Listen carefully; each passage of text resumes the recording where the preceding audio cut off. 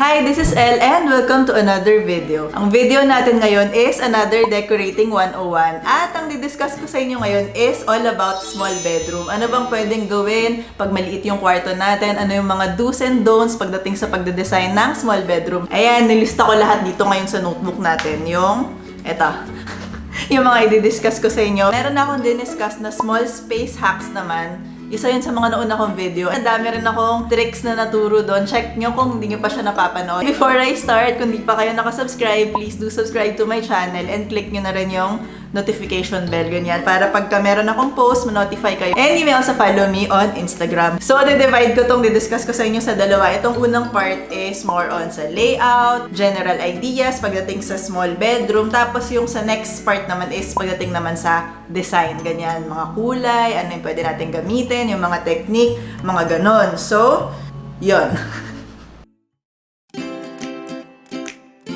So ako, pag nagde-design ng room, ang inuuna ko is saan ko ilalagay yung kama. Kasi yung kama, mostly, kung maliit yung room, yun yung majority, pinakamalaking, nagte-take up talaga ng space. Kung nag-decide pa lang kayo anong size ng bed, ayun, pag-aralan nyo rin ano yung best na size para sa needs nyo tsaka para sa kwarto. Syempre, kunwari, ako gusto ko ng king size bed, hindi naman kasya, wag na natin ipilit, diba? Makakawala na kayong lakaran. So, kung mag-isa ka lang, tas sobrang liit talaga ng kwarto, mag-single ka lang or mag-twin ka, basta tignan nyo kung ano yung best size para sa inyo. Paano nyo i-layout yung bed? Iniisip ko kung ano yung pwesto na pinakamalaking may iwan na floor space. So, kunwari, dun sa ginawa kong bedroom nung mga pamangkin ko, ayan, check nyo kung di nyo pa napapanood, lalagay ko na lang yung link sa description box. Basically, pahaba yung kwarto na yan. Iniisip ko, saan ba okay lagay yung yung kama nila? Before kasi nandito yung kama nila, ang sikip na ng room, wala na talagang space, wala ng area kung saan pwede sila maglaro, ganyan. So, before cabinet to, pinatanggal namin, ang lalim pa pala ng space, sakto siya for a single bed. So, sakto, nandito yung kanilang bed area na halos wala silang kinain na space. Kung yung kwarto nyo, yung space nyo medyo pahaba, sukatin nyo kung kaya nyong ipwesto yung kama ng sagad dun sa kabilang side. Tapos, ang isa rin na kinoconsider is yung flow ng room. Kunwari, hindi naman single bed, hindi nyo magagawa yung sinasabi ko na ipwesto dun sa kanto yung kama nyo. Tapos, wala kang choice kasi may kasama ka, mag-asawa kayo, ganyan.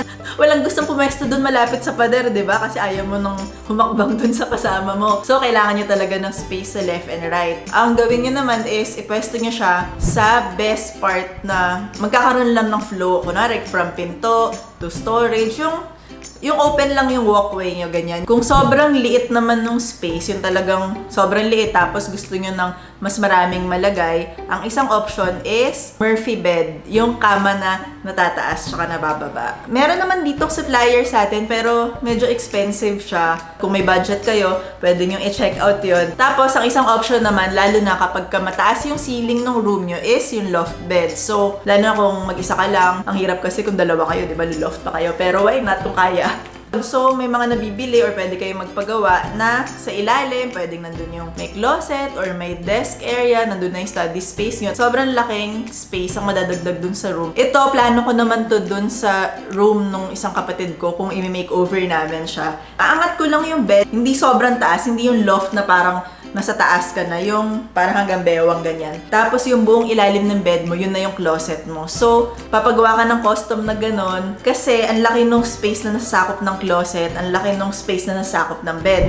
Kung kaya nyo i-combine yung dalawa na yun, feeling ko sobrang okay na option yun para sa small space. And isa pa, kung ayaw nyo naman nung nakaangat yung bed na ganun kataas, ginawa ko dun sa dorm room makeover, ayan. Dahil sobrang liit lang yung space na yun, kailangan namin i-combine yung bed at saka yung closet area. So, sa bawat end ng bed, dinugtong na lang namin yung storage na dito yung closet nila. Tapos, ayan, ang dami yung shelf dito. Na-request nila na wag na mag-hanging, shelf na lang daw. So, ayan, puno yan storage. And of course, dito sa ilalim, is storage din to lahat. Instead na may closet ka nakahiwalay, ang laki niya, isang unit na lang yung dalawang function na yun. So, my next point is, isipan nyo in general kung anong mga function yung pwede nyong i-combine. So, kunwari, yun nga, bed and closet, combine nyo na sa isang area. Isa pang pwede nyo i-combine is vanity at saka desk. Siyempre, table na rin naman yun, di ba? Ba't hindi pa natin pwedeng i-combine? Or desk naman at saka media area. Kunwari, kung nasan yung TV mo, dun mo na ilagay yung desk or something. So, combine nyo lang para ma-maximize natin yung space natin. Isa pang pwede nyo gawin kung maliit yung room nyo is yung isang wall for storage lang. So, kunwari, yun pa rin dun sa ginawa kong room ng mga pamangkin ko. Tapos, dito naman sa backside ng wall, dito na lang lahat ng storage hanggang tuktok para ma-maximize yung height nga ng ceiling. Tapos, ito yan.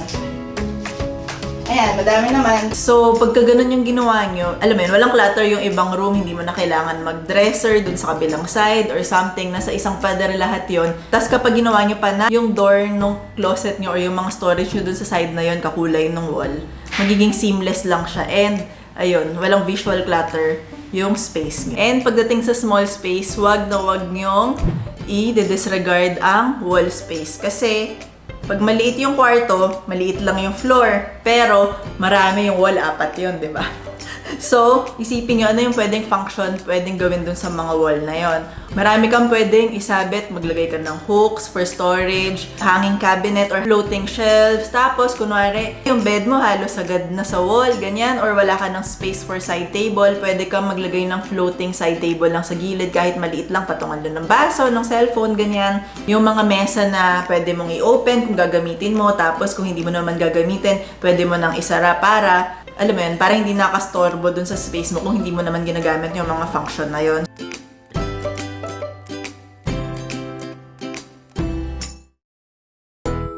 Next naman is, didiscuss ko naman sa inyo ang mga design. So, ano yung mga do's and don'ts natin pag de-design ng small bedroom. So, number 1, kapag maliit na yung space mo, hindi ako naglalagay ng sobrang daming contrast. Anong ibig sabihin nun? Kunwari, ang daming nagaganap sa lahat ng bagay. Kunwari, yung wall mo puti, yung frames mo black, kama mo may dark wood, may color kang red, may color. Yung ang daming nangyayari na feeling ko pagka ganun, sobrang busy ng space, mas masikip siyang tignan. So, kung ang goal mo is mas magaan tignan, mas maaliwalas, mas bawasan mo yung contrast ng paligid. Pero hindi ibig sabihin na kailangan boring So, explain ko sa inyo kung ano yung mga pwede nyo gawin sa kwarto nyo. Normally, kapag maliit yung room, pinipaint yan ng mga tao is mas light color, white, fresh, light gray, ganyan. Pero ako, hindi naman necessarily na kailangan sobrang plain. Pwede namang ibang color, kunwari, muted na dusty na blue, paint nyo lahat yung wall nyo ng ganyan. Okay lang maglagay kayo ng color sa room,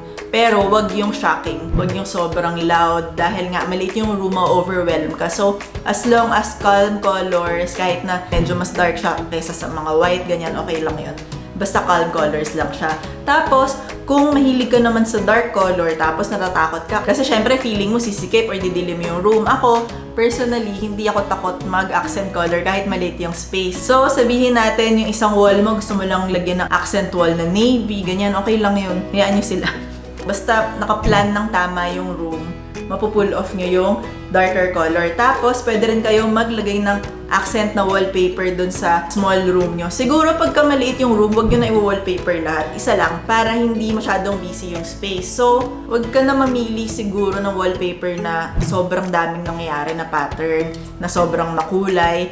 Okay lang yung wallpaper na mas toned down na version. Pwedeng geometric lang para magkaroon lang ng texture, ng interest yung space, pero hindi pa rin siya masakit sa mata. Pagdating naman dun sa kulay ng mga furniture, sinabi ko na to dun sa small space hacks video natin. Kapag malaki, kunwari cabinet nyo malaki, color niya is supposedly yung pinaka-close dun sa wall color nyo. Usually, yung malalaking yung mga furniture, hindi siya nag-aagaw ng attention mo. So, pagpasok mo, pag tinignan mo siya, mukha lang siyang part ng wall mo. Nag-aano lang siya, nagbe-blend lang siya sa pader niya. Ang result nun, mas magmumukhang maluwag yung space niyo. Kahit na totoo, parehong floor space lang naman yung kinukuha ng cabinet na yon. So, pwede rin kayong mag-try ng medyo monochromatic na look kung gusto niyo talaga ng very relaxing, calming lang. Para sa akin, pag sinabing monochromatic, hindi naman ibig sabihin white, all white yan lahat. Kung green, all green yan lahat. Ganyan. Ang ano ko lang is, yung mga shades mo within the same family lang. So, kunwari, nasa white, tapos magdadagdag ka ng cream, off-white, konting neutral na light nude, ganyan. So, very fresh lang yung color. Pwede ka magdagdag ng konting blush, pero nasa iisang alam mo yun, isang family sila lahat. Pagdating naman sa wall decor or art ng mga maliliit na space, for me, mas okay yung iilan piraso na mas malaking pieces kaysa sobrang dami na small na pieces. Tapos, ang ilalagay natin ng artwork doon is yung hindi sobrang makontrast. Hindi naman ibig sabihin kailangan walang significance yung ilalagay yung artwork or print kasi kunwari gusto nyo ng photo nyo or gusto nyo mag-print nung kunwari na picturean nyo nga, travel photos nyo, pwede yung gawin yun. Lagyan nyo lang sila ng konting filter, i-brighten nyo lang. Diba, ginagawa naman natin yun pag nagpo-post tayo sa mga IG, ba't di natin gawin pagka magpo-post tayo sa wall natin, diba, mas permanent yun. Imagine niyo na yung gallery wall nyo, feed nyo, kailangan color coordinated, bagay dun sa room. So visually, nagbe-blend pa rin yung lahat ng design nyo kahit na yung mga pictures natin personalized. So, yun yung isa sa mga technique na ginagawa ko. And isa sa pinaka-importanteng aspect sa kahit anong space, sa room, sa ganyan, kay malaki pa yan, kay maliit, is lighting. Basically, kapag maliit yung room, ina-assume ko sa atin, ano ba yung normal is meron ka lang isang light fixture sa gitna ng room or may open bulb ka lang. Kung ganun lang yung nag-iisang ilaw sa kwarto mo, magdagdag ka na lang ng accent lighting sa ibang space. So, kunwari, sa desk area mo, maglagay ka ng lamp doon. Or lalo na, sa tabi ng bed mo, maglagay ka ng ilaw. And kunwari, wala ka talagang space. Kunwari, yung side table mo, puno na, ayaw mo lagyan ng lamp. Pwede ka mag-mount ng mga hanging lamp sa wall. Wala siyang nakuhang space sa table, wala siyang nakuhang space sa ganyan. Pero nadagdagan ng drama yung room mo kapag ka magmumuni-muni ka doon, magre-relax ka, ang ganda lang ng ilaw mo, may ambient lighting ka. Yun yung malaking pwede nyong idagdag talaga sa room para ika-cozy ng space is yung ilaw. And which brings me to my last point. Gawin natin very cozy talaga yung room natin. So appreciate natin na meron tayong kwarto kahit pa maliit yan na pwede nating design na ngayon pinag-isipan nyo ano kayang pwedeng improve. So gawin yung very cozy yung space nyo dahil di ba yung kwarto natin yung talagang sanctuary natin. Normally kasi nane-neglect yung kwarto, di ba unahin natin pagandahin yung sala kasi makikita ng bisita or mga ganon, di ba? Yun yung normal sa atin pero naiiwan yung bedroom. So gawin lang natin na very cozy yung room natin kung saan talagang magiging happy tayo mag-relax and magpahinga everyday.